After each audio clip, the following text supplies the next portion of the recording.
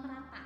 Ya, jadi saya ingin beasiswa dan bantuan pendidikan itu merata, bukan hanya untuk orang-orang di kota-kota besar ataupun kalau bisa sampai ke pelosok-pelosok perkampungan. Dan bukan hanya untuk orang yang pintar, tapi saya ingin mengajak beasiswa juga itu berlaku untuk orang-orang yang tekun, mau belajar dan berproses. Oke, yang kedua solusinya perluas KIP atau Kartu Indonesia Pintar yang merata juga sampai ke pelosok-pelosok seperti itu. Nah, dan saya minta beasiswa ini bukan hanya untuk siswa umum. Saya ingin beasiswa ini juga diadakan untuk santri atau untuk mahasantri, yang mana sebenarnya santri ini banyak yang punya kemampuan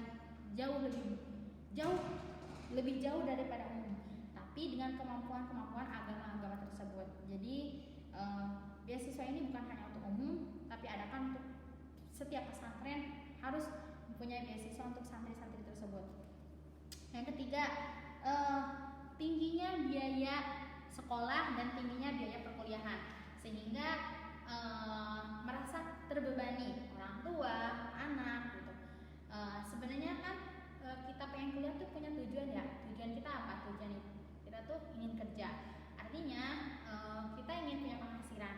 Jadi saya ingin Kementerian Pendidikan ini bisa mengcover biaya kuliah dan biaya sekolah anak-anak gitu. Seperti di negara Brunei mungkin kita bisa tiru mereka, yang mana pendidikan di sana itu gratis, yang mana pendidikan SDM di sana itu juga tinggi karena ya membebaskan sekolah untuk anak-anak rakyatnya sendiri di Brunei seperti itu.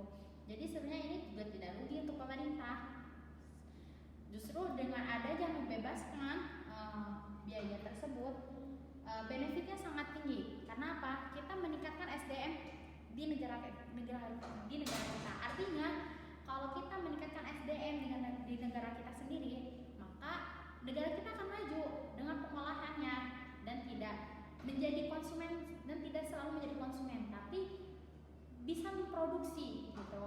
Jadi stop untuk menjadi konsumen, tapi mencobalah untuk menjadi produksi. Coba untuk melakukan gebrakan